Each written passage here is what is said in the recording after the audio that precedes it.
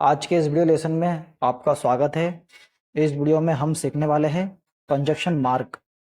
लेकिन इससे पहले आप इस वीडियो को करिए सब्सक्राइब अगर आप हनुमान जी के भक्त हैं, उन्हें चाहते हैं, उन्हें पसंद करते हैं।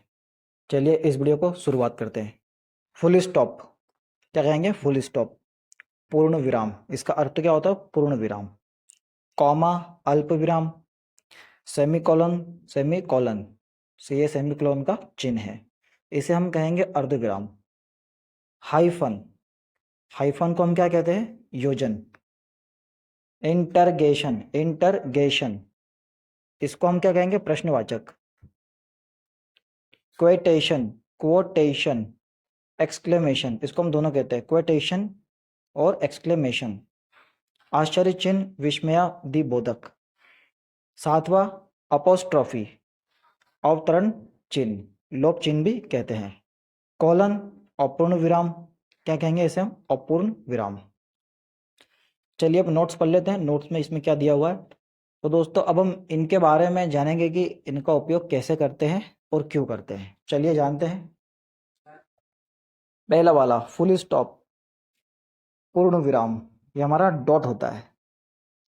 विराम जिसे अवधि के रूप में भी जाना जाता है, एक विराम चिन्ह है जिसका उपयोग किसी वाक्य को समाप्त करने के लिए किया जाता है। For example, I am going to Ujjain, मैं स्कूल जा रहा हूँ। तो पहले सेंटेंस में लिखा हुआ है, इंग्लिश वाले में डॉट लिखा हुआ है, डॉट यहाँ पे हमने लगा रखा है। तो डॉट का अर्थ क्या होता है? जिस सेंटेंस में अगर आपको डॉट दिखे अंत में, तो समझ लीजिए बात वहाँ पे समाप्त हो गई है। सेकंड वाला, रजत कैन होल्ड द फिश, रजत मछली पकड़ सकता है। यहाँ पे भी डॉट लिखा हुआ है। Rohit can play the song, Rohit गाना बजा सकता है। ठीक है।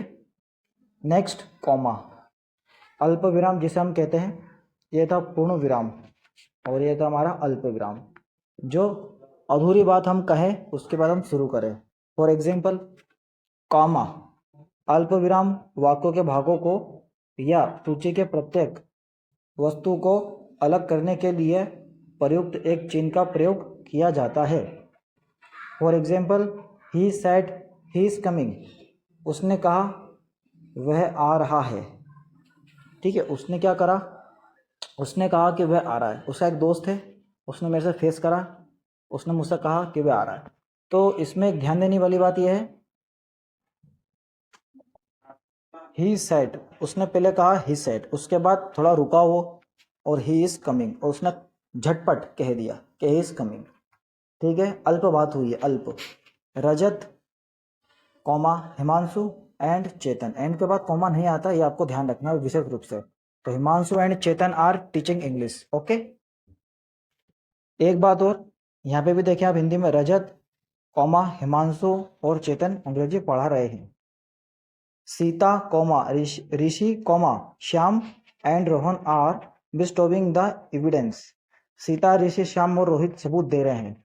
तो सीता ऋषि, तो ये साथ में जब हम किसी का नाम लिखते हैं तो वहाँ पे उनके बीच हमें कॉमा लगाना पड़ता है, इसका आपको ध्यान रखना है विशेष रूप से।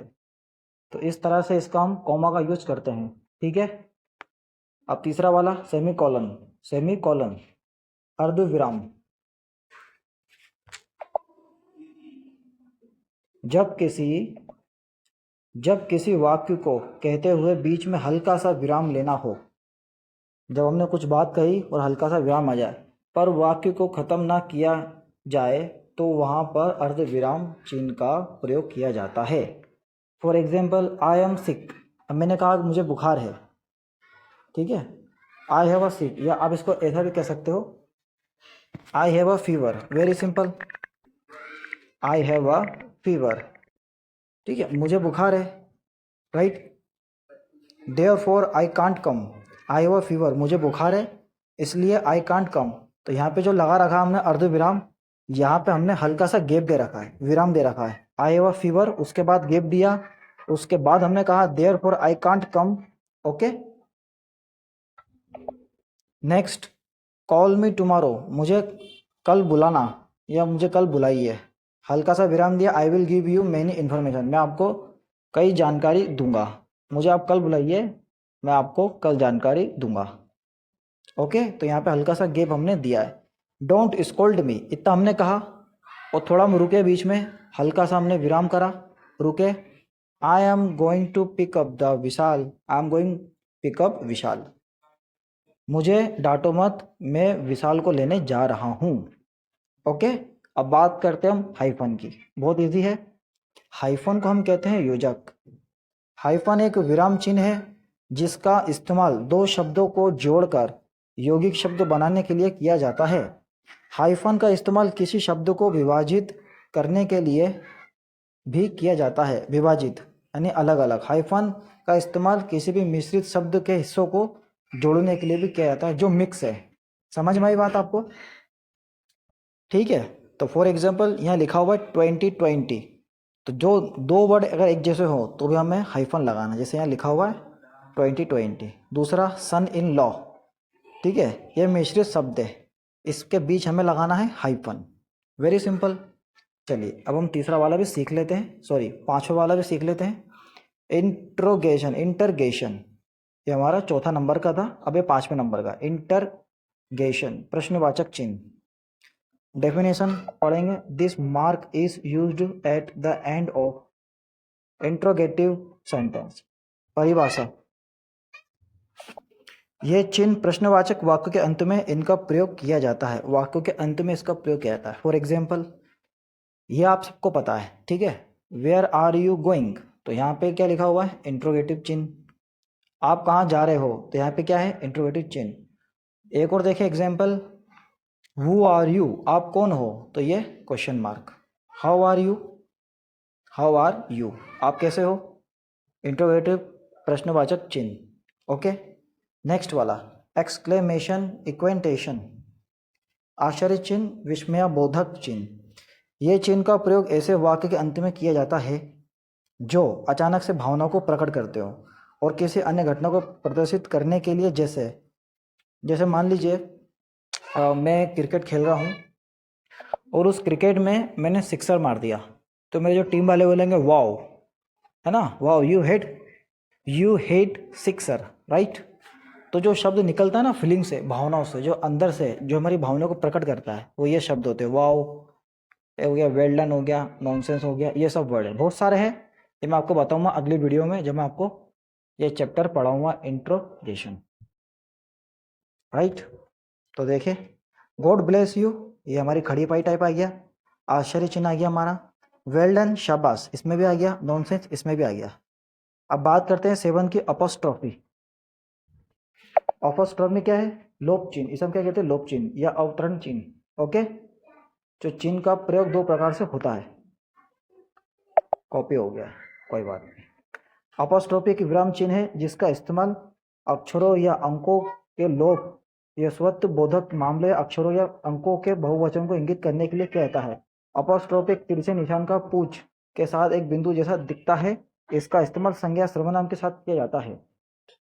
सर्वनाम के साथ में किया जाता है, संज्ञा या सर्वनाम के साथ किया जाता है। फॉर एग्जाम्पल, जब हम कहते हैं पुस्तक का, रोहन का, सीता का, तो पुस्तक का फॉर एग्जाम्पल बुक्स, तो यहाँ पे देखिए एस, यहाँ पे कॉमा लगा हुआ है ऊपर में और ये एस लिखा हुआ है। रोहन का तो रोहन्स, सीता का तो सीतास, ऐसा हमें कहना है।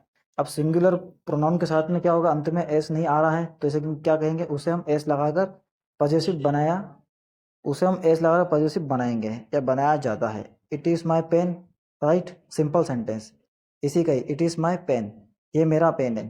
तो इट इज़ माई बॉल, दूसरा वाला इट्स माई बॉल, इसको आप शॉर्ट फॉर्म में भी कह सकते हो, ठीक है, एपोस्ट्रोफ लगा के। दूसरा वाला कॉलन, अपूर्ण विराम जिसे हम कहते हैं, सूची को आरंभ करने के लिए कॉलन का प्रयोग करते हैं। अतः कॉलन का अर्थ मतलब जैसे कि और भी होता है और कॉलन का प्रयोग किया जाता है। फॉर एग्जाम्पल 5 कॉलन लगा दिया, 3 कॉलन लगा दिया और हमने यहाँ 2 लिखा हुआ है, ठीक है। नेक्स्ट, शी वाज, एक minute, she was going to play. अब जैसा कि मैंने इसमें कहा कि वह खेलने जा रही थी। She was going to play, वह खेलने जा रही थी, तो हमने सिर्फ ये कहा, ठीक है। अब मैं क्या कहूँगा? Hockey, game, cricket. अब ठीक है, अब मैंने ये नहीं कहा playing hockey, playing game, playing cricket. अगर ऐसा मैं कहूँगा तो ये पूरा सेंटेंस गलत हो जाएगा, क्योंकि प्ले तो मैं पहले लगा चुका हूँ सेंटेंस नंबर 1 में ही, है ना, जैसा कि आप देख पा रहे हैं। उसके बाद आई हेल्प्ड मैनी फ्रेंड, मैंने कई दोस्तों की मदद करी। तो रोहित, नेहा और हिमांशु की मैंने मदद करी। यहाँ पे मैंने ऐसा नहीं कहा कि helping Rohit, helping Neha, helping Himanshu या हेल्पिंग चेतन। ओके। चौथे नंबर का आई सॉ मैनी एक्टर्स, मैंने कई अभिनेताओं को देखा, जैसे सलमान खान, शाहरुख खान और ऋतिक रोशन। ओके, ठीक है। तो मैंने कई अभिनेताओं को देखा, सलमान खान, शाहरुख खान और ऋतिक रोशन। Okay, next. इतना कवर करने के बाद अब हम थोड़ा और क्वेश्चन को करेंगे। तो ये जो मॉडल है ना, ये हम कल पढ़ने वाले हैं, ठीक है। ये हमारे 23वें नंबर का होगा। मॉडल में हम सारी चीज़ें इसमें सीखेंगे, जैसा कि हम यहाँ देख पा रहे हैं। तो फिलहाल अभी इतना ही, कल मिलते हैं एक नए टॉपिक के साथ, एक नए अंदाज में। और आप हनुमान जी के भक्त हैं तो इसे आप करिए subscribe. Thank you so much for watching my video.